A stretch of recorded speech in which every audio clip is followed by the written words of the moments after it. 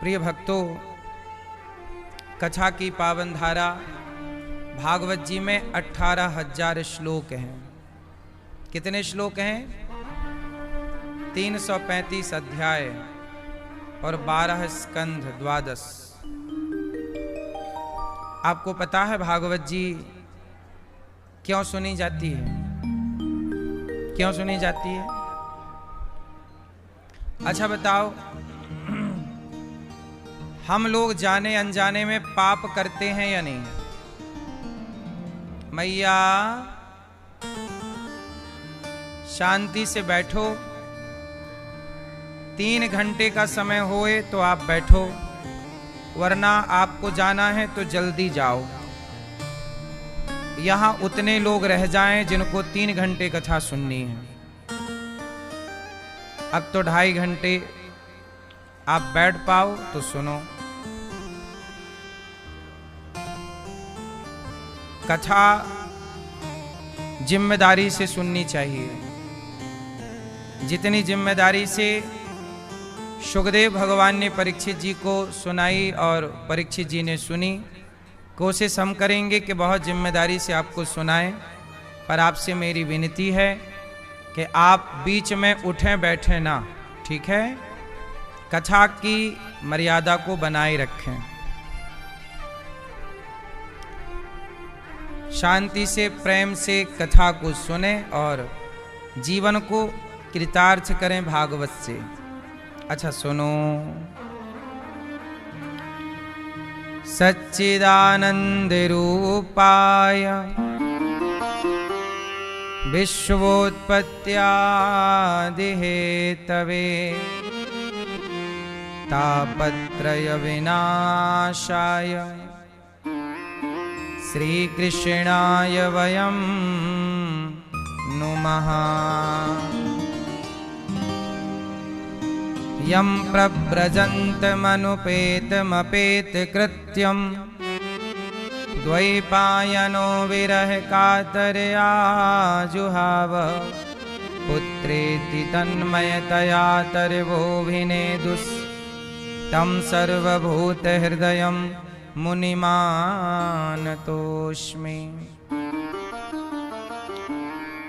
भगवान की पावन कथा में सबसे पहले मैया महिमा है। क्या सुननी है आपको? किसकी महिमा है? भगवान की कथा की महिमा। भागवत सबसे पहले किसने सुनी, क्यों सुनी, क्या होता है सुनने से, हम सुनेंगे तो क्या मिलना है? तो सुनो। सबसे पहले 6 अध्यायों में महिमा गाई गई है भागवत जी की। सत चित आनंद बराबर सच्चिदानंद। सत क्या है, चित क्या है, आनंद क्या है, ये सुनने का विषय है। सत्य क्या है? मैया सच क्या है? बताओ, सच क्या है? आप बताओ, सच क्या है? सत्य कहते हैं ना, लोग कहते हैं ना, आखिरी में कहते हैं ये बात, राम नाम सत्य है। तो ये बताओ सत्य क्या है? सत्य क्या है? सत्य क्या है? क्या है? सत्य किसे कहते हैं? सत्य। तो सुनो, सत्य किसे कहते हैं? सत्य भगवान का एक नाम है। भगवान का एक नाम क्या है? सत्य। भगवान का नाम क्या है? इसलिए कहा सत्यम परम धीमहि सत्यम शिवम। सत्यम शिवम। सत्य कौन है? भगवान सत्य है। फिर ये संसार, आपका परिवार, ये क्या है? ये क्या है? अच्छा, परिवार सत्य है? उत्तर दादाजी, परिवार सत्य है, संसार सत्य है, जीवन सत्य है। क्या सत्य है? परिवार, व्यापार, संसार,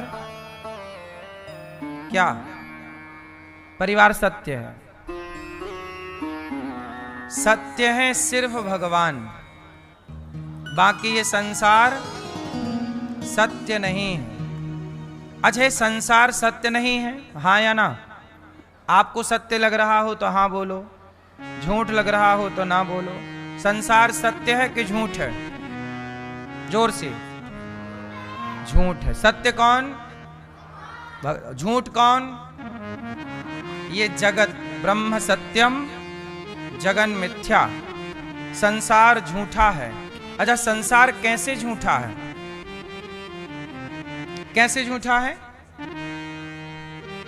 क्योंकि संसार रोज बदल रहा है। आप बदल रहे हैं कि नहीं? क्यों मैया? भाई आप बदल रहे हैं? कैसे? आपके लड़कपन की फोटो, जवानी की फोटो और आज की फोटो आप मिलाइए, सारी तस्वीरें अलग होंगी, जबकि आपकी ही है। बचपन की फोटो से आज की फोटो मैच नहीं करेगी। बोलो हाँ। बदलाव है जगत में। संसार कैसा है? परिवर्तित है, परिवर्तनशील है। संसार कैसा है? जो परिवर्तित हो जाए, जो बदल जाए, वो सत्य नहीं होता, क्योंकि बदल गया। जो बदल जाए वो काहे का सत्य? तो जो बदलता है वो झूठ है, जो नहीं बदलता वो सच है। तो नहीं बदलने वाले भगवान हैं और बदल जाने वाला ये संसार है। इसलिए लोग कहते हैं ना, तुम बदल गए। तुम, वो क्यों ना बदले? क्योंकि वो झूठा जो ठहरा। संसार कैसा है? तो झूठा तो बदलता ही है ना। नहीं बदलता तो केवल सच नहीं बदलता। इसलिए कहता हूं, ना बदलने वाले केवल भगवान है और बदल जाने वाला ये संसार है। इसलिए कहता हूं, झूठे संसार पे भरोसा ना कीजिए, सच्चे भगवान पर भरोसा कीजिए। इसलिए नाता एक राम जी से, दूजा नाता तोड़ दे। आशा एक राम जी की, दूजी आशा। इसलिए सबके भरोसे नहीं रहना चाहिए। आप किसके भरोसे हैं? आप किसके भरोसे हैं? मैया कर लो बातें, यहां तक सुनाई पड़ रही है तुम्हारा प्रपंच।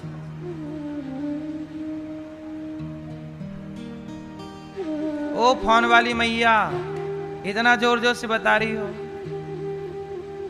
ओ पीली मैया, हो गई बात? इतना जोर जोर से प्रपंच,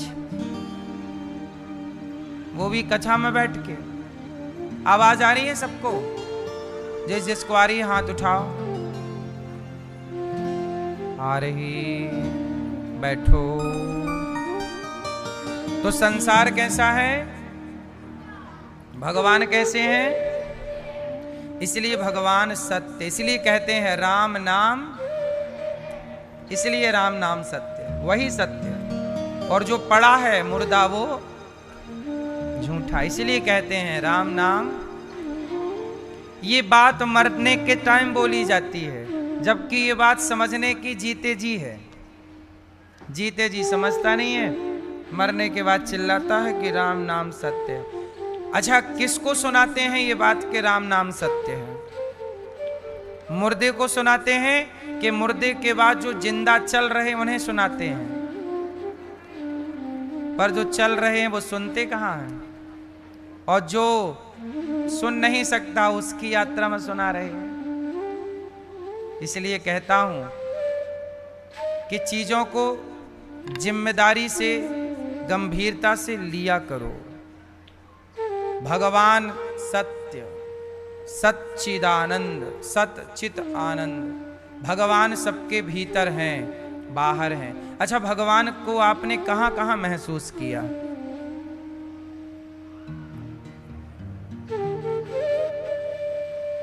कहां? आपने भगवान को देखा? नहीं। आपने भगवान को देखा?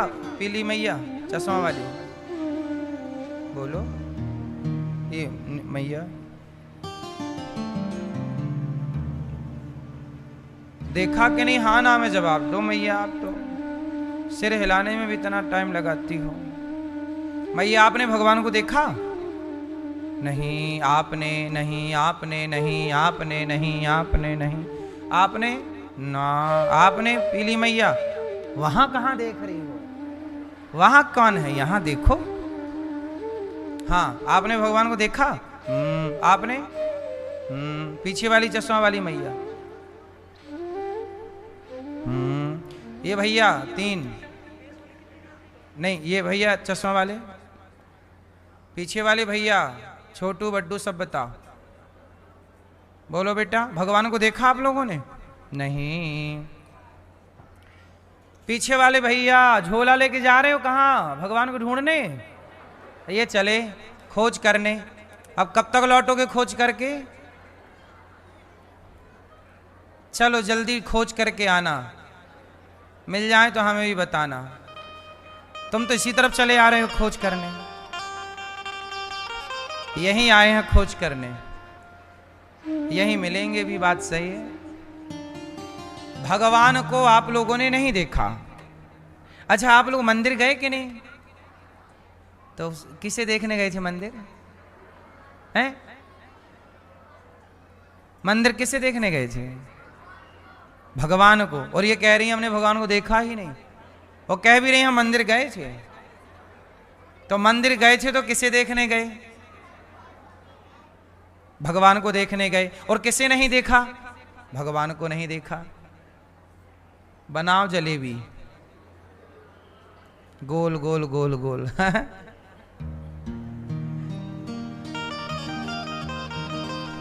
आप लोग कहते हैं हमने भगवान को नहीं देखा, और मंदिर भी जाते हैं और कह के जाते हैं हम भगवान का दर्शन करने जा रहे हैं। और कोई पूछ रहा है कि भगवान देखे? नहीं देखा हमने। तो भैया मंदिर काय के लिए गए थे? अब आप लोग बताओ, काय के लिए मंदिर गए थे?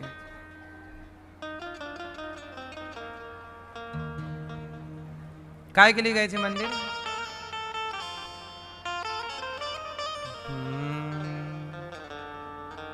मैया, मंदिर गई थी आप काय के लिए? भगवान को देखने? आप तो कह रही थी हमने नहीं देखा। हाँ, सुनो, भगवान को सबने देखा है, सबने।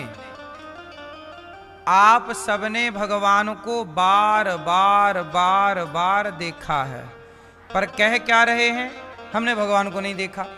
हमने देखा है, कह रहे हैं नहीं देखा। इसका मतलब आप झूठ बोल रहे हैं। अब हम आपको बताते हैं कि आपने देखा है। अभी आप खुद कहोगे कि हाँ हमने देखा। अच्छा बताओ, दुर्योधन ने भगवान को देखा कि नहीं? कृष्ण को बोलो। शांति के दूत बन के भगवान गए थे दुर्योधन को समझाने। कई बार देखा। महाभारत के युद्ध में सामने ही खड़े थे, दुर्योधन के सामने ही तो खड़े थे। कई बार देखा, परंतु देख कर भी क्या दुर्योधन पहचान सका कि ये भगवान है? उत्तर, पहचाना?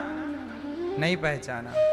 ऐसे ही जैसे दुर्योधन ने देखा तो था परंतु पहचाना नहीं, ऐसे ही आपके साथ हो रहा है कि आप लोगों ने भी भगवान को देखा तो कई बार है, पर आप भी पहचान नहीं पाए।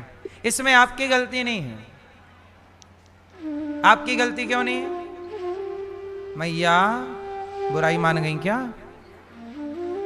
नहीं, बुराई नहीं मानना हमारी बात की। हमें लगा बुराई मान के जा रही हैं।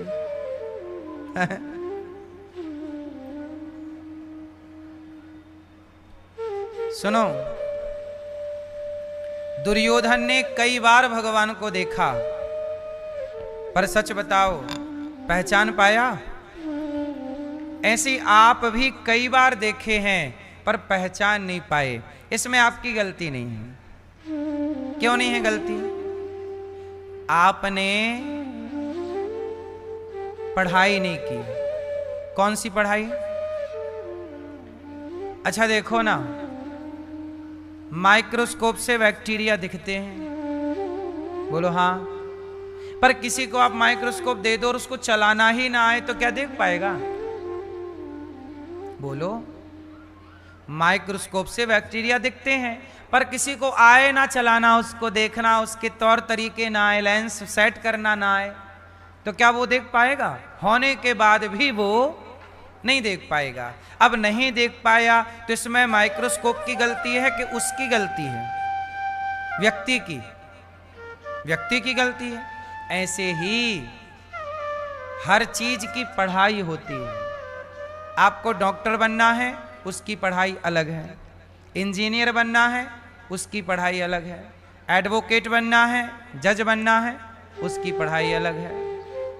साइंटिस्ट बनना है, इत्यादि बनना है, पायलट बनना है, अलग है। सबके कोचिंग अलग है, सबके सेटअप अलग अलग है, विधाएं अलग अलग हैं। उसी तरह भगवान को देखने की टेक्निक भी अलग है। भगवान को देखने की टेक्निक क्या है? वैज्ञानिक बनना हो, डॉक्टर बनना हो, इंजीनियर बनना हो तो क्या करना पड़ेगा? पढ़ाई करनी पड़ेगी। और भगवान को देखना हो तो भक्ति करनी पड़ेगी। सिंपल फंडा है। वो पढ़ाई से डिग्रियां आएंगी, ये भक्ति से दृष्टि आएगी। दोनों की पढ़ाइयां हैं। आपने जगत की पढ़ाई तो पढ़ ली, डॉक्टर बन गए, इंजीनियर बन गए, बड़े बड़े पदों में आप प्रतिष्ठित हो गए, पढ़ाई आपने पढ़ ली, आप विद्वान हो गए अपने क्षेत्र के। आप अच्छे डॉक्टर हैं, मतलब आपने डॉक्टरी अच्छी कर ली, आप सफल डॉक्टर हैं, आप अपने क्षेत्र में मास्टर हैं, खूब बढ़िया है। लेकिन वो फील्ड अलग है और ये अलग है। अब यदि भगवान को देखना है तो अब आपको अलग फिर पढ़ाई करनी पड़ेगी। फिर बात समझ में आई? एक्चुअली क्या है, देखो ना आप, माता शबरी ने क्या पढ़ा था? बताओ, शबरी माता ज्यादा पढ़ी लिखी थी कि रावण ज्यादा पढ़ा लिखा था? कौन? रावण ज्यादा पढ़ा था ना, विद्वान कौन था? रावण। और शबरी कम पढ़ी ही नहीं थी। कब शबरी काशी को धाई, कब पढ़े आई गीता, सांचे मन के मीता, रघुवर सांचे मन के मीता। शबरी ने कोई ज्यादा पढ़ाई नहीं की, पर कम पढ़कर भी वो राम को पहचान गई, और ज्यादा पढ़कर रावण भी राम को नहीं पहचान पाया। इससे क्या पता चला?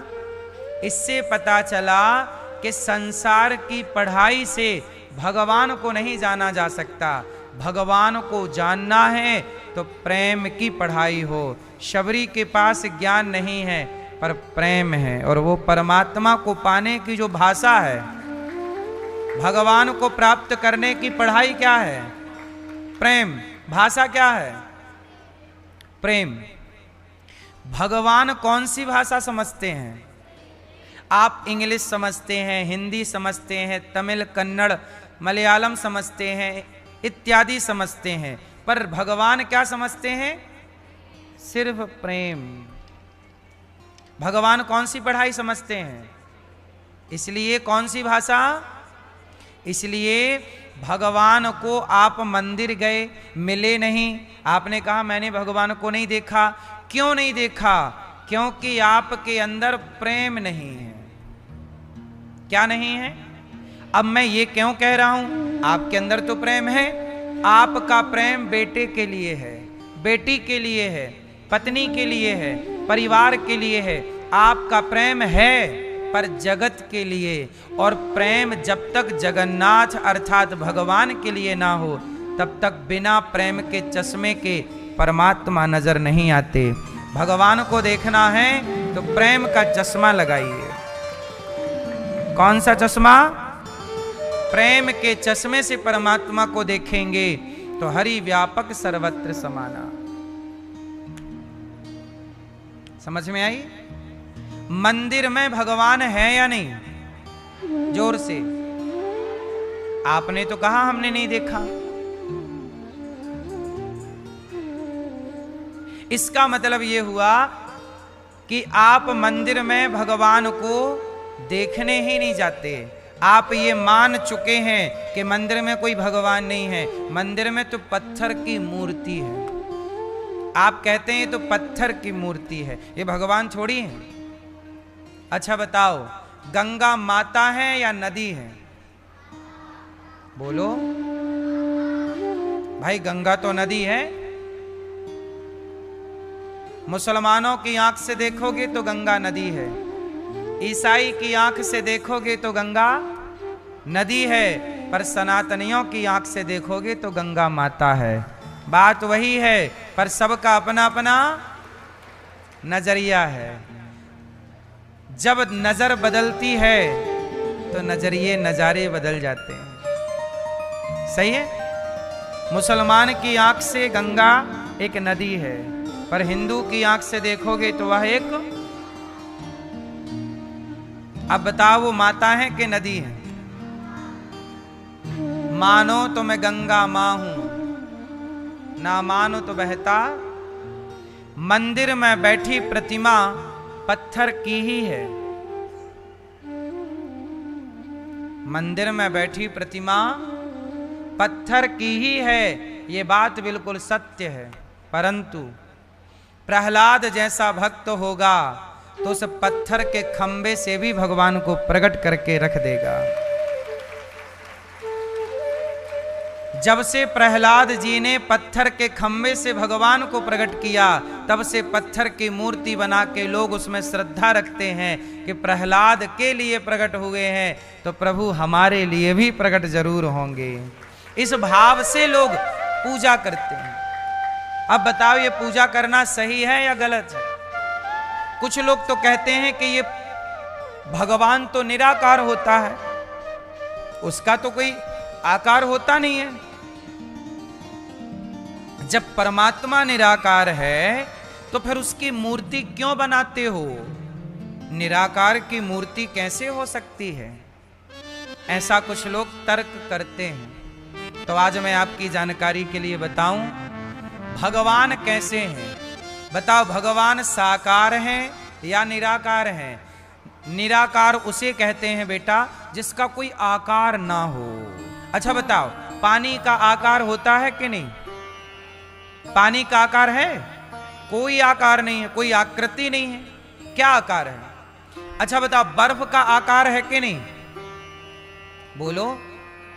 देखो, ये बच्चे भी समझ रहे हैं हमारी भाषा, और ये बात बहुत गहरी और कठिन बातें हैं, पर हम सरल तरीके से आपको समझा रहे हैं, इसलिए बच्चे भी समझ रहे हैं, वरना इन बातों को समझने में उम्र बीत जाती है।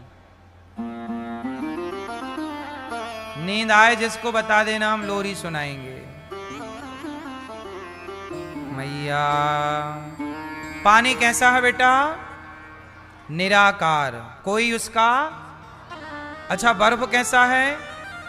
साकार, उसका कोई आकार है। उसी तरह भगवान, पानी निराकार है और बर्फ आकार लेता है, साकार है। उसी तरह भगवान निराकार हैं, पानी की तरह।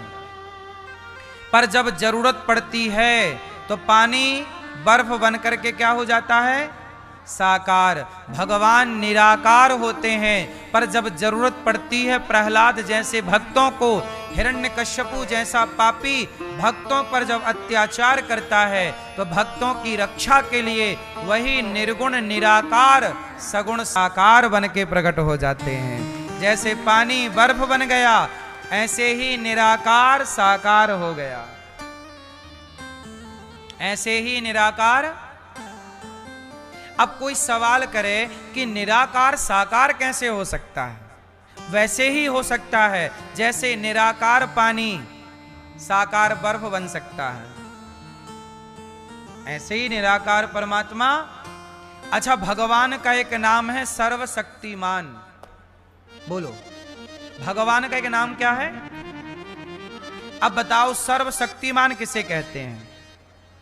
जो सब कुछ कर सके, जो सब कर दे, उसे क्या कहते हैं? बोलो भाई, शक्तिमान आप किसे कहोगे? जो ये काम कर ले और ये काम ना करे, क्या वो सर्वशक्तिमान है?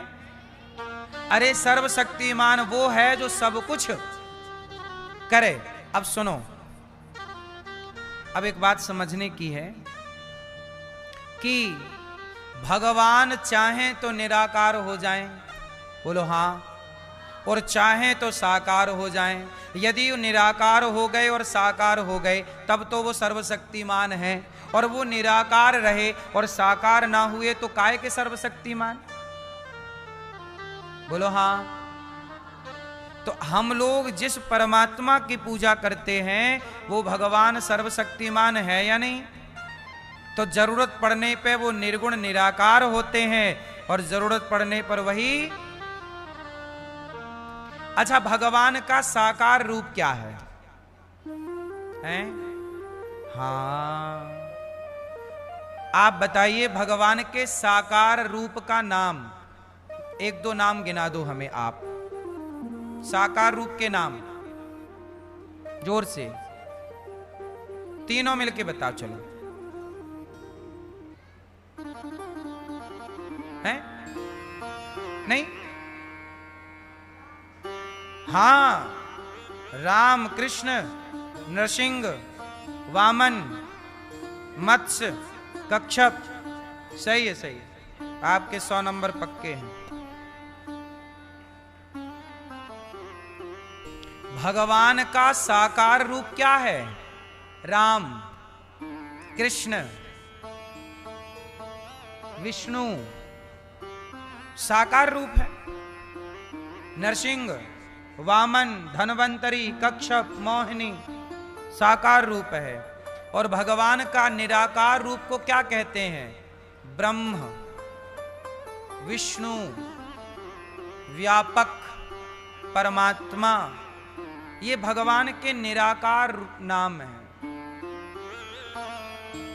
ब्रह्म,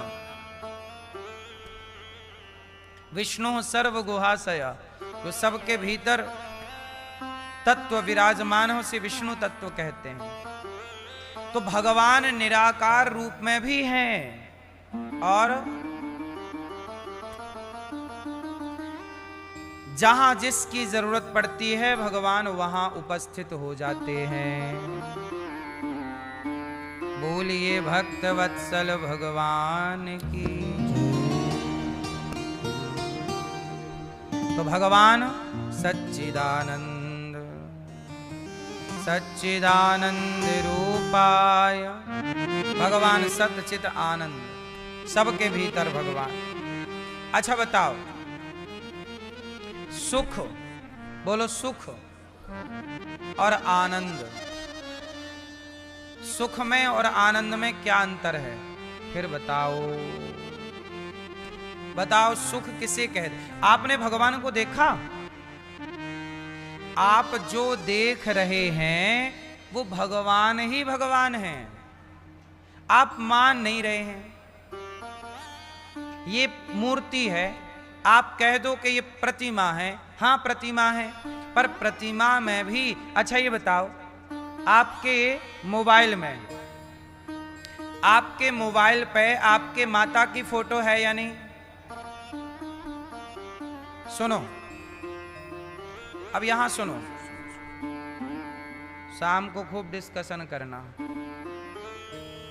मोबाइल है? बोलो हाँ।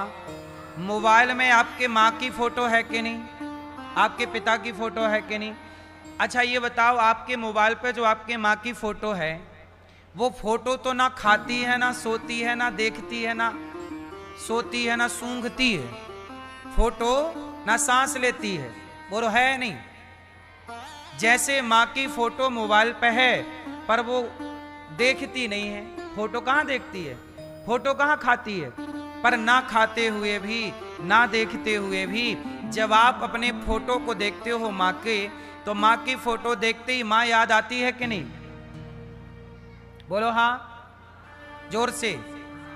जबकि वो फोटो बिल्कुल आप कह सकते हैं कि वो कुछ भी नहीं है, एक कलर है, एक रंग है। बोलो हाँ। लेकिन उसे देखने से उस माँ से कनेक्टिविटी हो गई कि नहीं, जुड़ाव हो गया कि नहीं?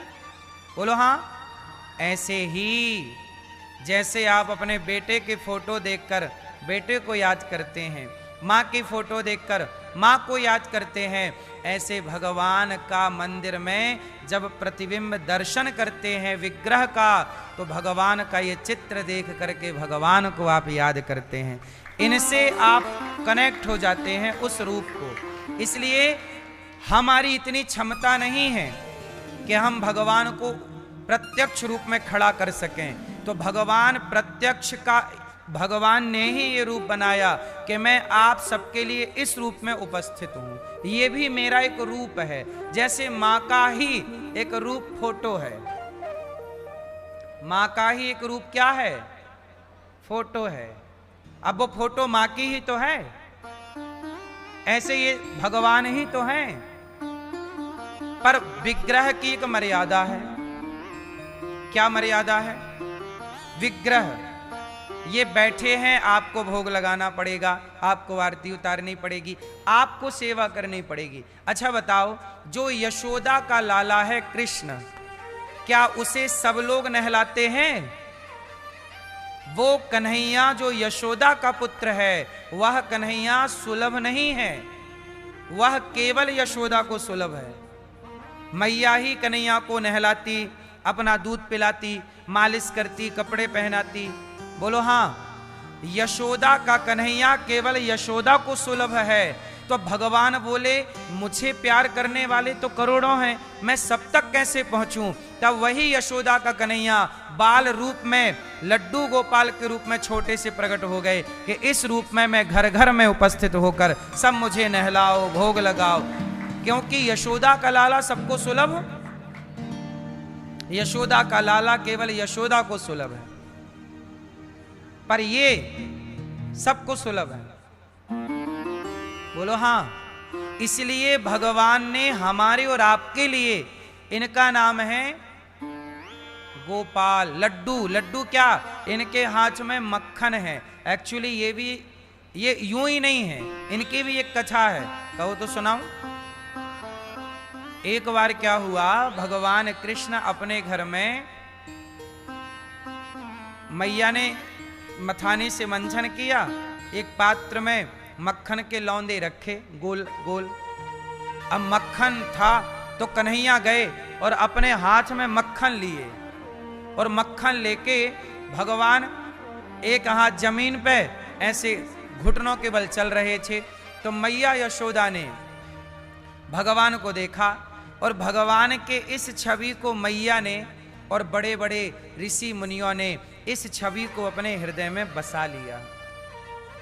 जैसे चोर चोरी करके भागा तो पुलिस ने कहा बताओ चोर कैसा दिखता था, तो देखने वाले ने स्केच बनवाया, उसकी आंखें ऐसी, उसके गाल ऐसे, उसकी नाक ऐसी, वो बनवाया तो हूबहू चोर पकड़ गया कि नहीं? बोलो हाँ। ऐसे भगवान के मक्खन लेकर के जाने का वो दर्शन ऋषि मुनियों ने, यशोदा मैया ने किया, सबने चित्त में बसाया। फिर वही स्वरूप वेदों में, पुराणों में लिख दिया, और बाद में वही स्वरूप जब लिखा ही था तो भक्तों ने उकेर दिया ये वही भगवान का स्वरूप है। तो मैया के आंगन में मक्खन का, ये मक्खन हाथ में जो है ना, ये लड्डू नहीं है, ये मक्खन का लड्डू है, मक्खन का लौंदा। लड्डू गोपाल जी, कन्हैया तो लड्डू खाते नहीं थे, लड्डू काय का खाते थे? मक्खन। तो ये मक्खन का लौंदा है, पर बोलते बोलते लोग लड्डू गोपाल जी कहने लगे। गोपाल जी तो सही है, लड्डू भी सही है, पर लड्डू मतलब मक्खन है यहाँ पे, ठीक है? ये जो हाथ में है वो क्या है? वो मक्खन है। तो ये भगवान की, अब देखो इतनी पुरानी बातें हैं। भाव है तो भगवान है, भाव है तो गंगा है, भाव नहीं है तो नदी है। भक्ति किस पर टिकी है? भाव पर। इसलिए भक्ति को भाव की दृष्टि से देखना है, और भाव की दृष्टि से देखेंगे तो सब क्लियर होता चलेगा। अच्छा, एक बात समझने की है, भगवान, लोग कहते हैं कि हमने तो भगवान देखे नहीं, पता नहीं भगवान होते हैं कि नहीं। अच्छा, एक बात बताओ, एक पत्नी कथा सुन के घर चली गई। पति बोला कहाँ गई थी? बोले कथा सुनने गए। पत्नी बोली क्या सुना? पति बोला क्या सुना? पत्नी बोली कथा में मैंने सुना कि भगवान सब जगह रहते हैं। तो पति बोला यदि भगवान सब जगह रहते हैं तो मुझे दिखा, बता यहाँ भगवान है कहाँ है, दिखा। अब पति क्या कह रहा है कि भगवान यदि सब जगह हैं तो मुझे क्यों नहीं दिखते? मतलब पति अपने तर्क से पत्नी को गलत करना चाहता है कि तू जो कह रही है वो गलत है, मैं जो कह रहा हूं वो सही है। पति बोला कि भगवान सब जगह हैं तो मुझे क्यों नहीं दिखते? अच्छा बताओ, भगवान सब जगह है या नहीं? आप लोग बताओ। यदि भगवान सब जगह हैं तो दिखते क्यों नहीं? बताओ। भगवान सब जगह हैं,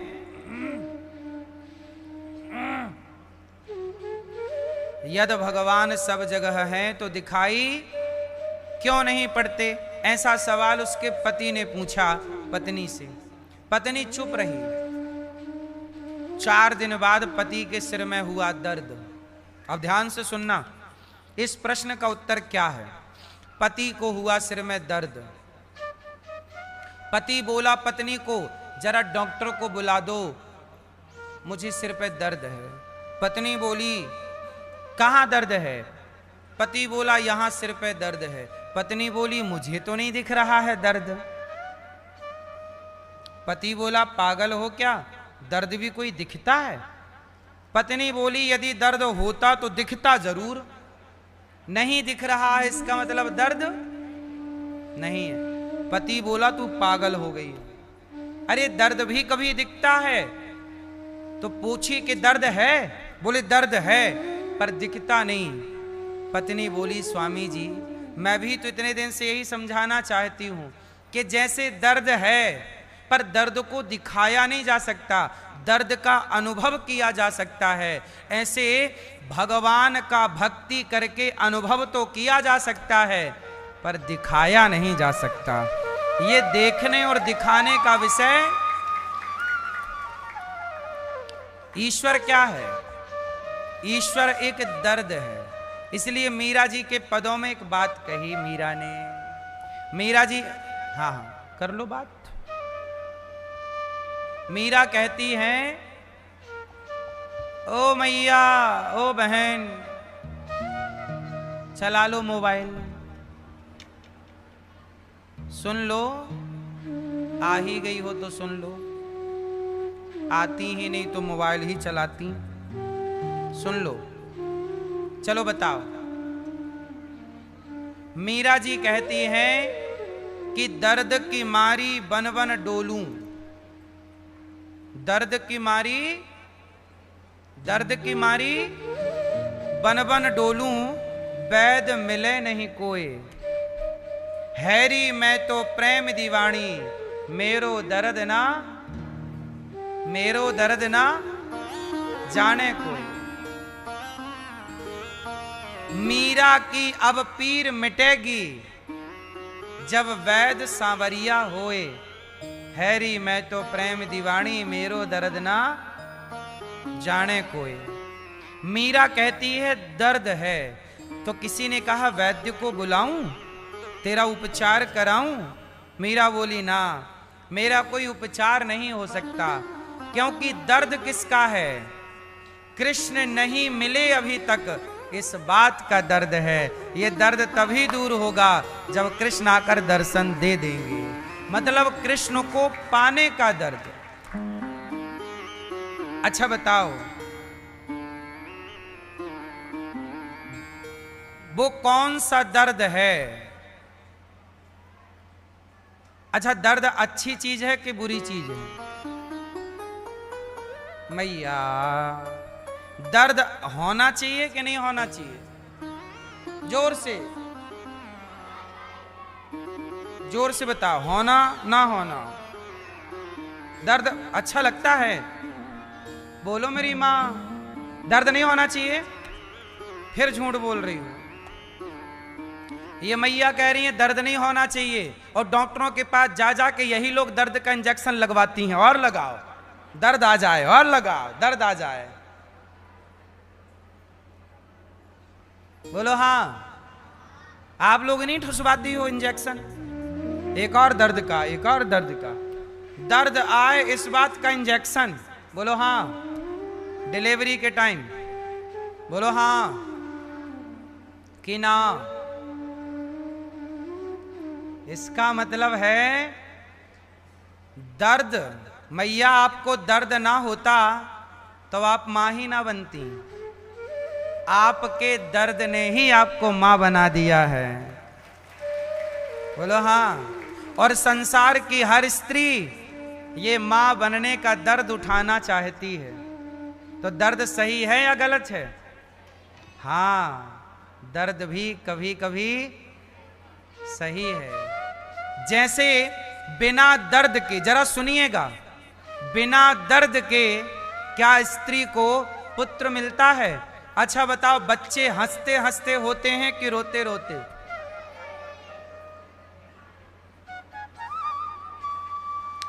हैं? ये बच्चे इंटेलिजेंट हैं।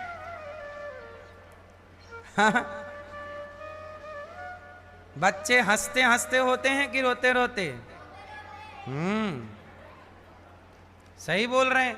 जब बच्चा पैदा होता रोता है, कहें कहें कहें, और मां भी रोती है। बोलो हाँ। जरा बताओ, बिना दर्द सहे, बिना रोए जब बेटा नहीं मिलता, तो बिना रोए तुम्हें भगवान मिल जाएंगे। इसलिए जैसे पुत्र के लिए रोना पड़ेगा, पुत्र के लिए एक दर्द उठाना पड़ेगा, ऐसे भगवान के लिए भी भक्त को एक दर्द उठाना पड़ता है। वही दर्द भक्ति कहलाता है। भक्ति क्या है? भक्ति एक प्रकार का दर्द है। भक्ति क्या है? भक्त को शारीरिक दर्द नहीं होता, फिर भी रो रहा है। भरत जी को क्या दर्द था, पर राम के लिए रोए कि नहीं? गोपियों को कहां दर्द था, पर रोई कि नहीं? फिर भगवान के लिए रोना, यही ना भक्ति है, ये प्रेम है। इसलिए कहता हूं कि भगवान को पाना चाहते हो तो जैसे दर्द है पर दिखाई नहीं पड़ता, जिसे है वो महसूस कर सकता है, ऐसे जो भक्ति करेगा वो भगवान को महसूस कर सकता है। औरों के समझ में, औरों के बस का नहीं है।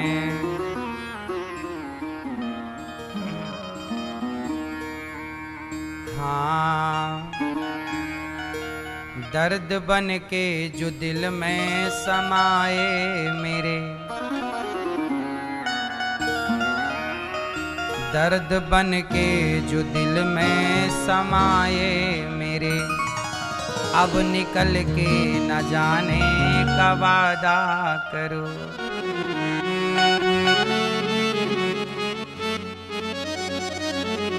आप लोग भगवान से कहो, क्या कहोगे? आज सपने में आने का वादा करो, हमसे मिलने मिलाने का वादा करो।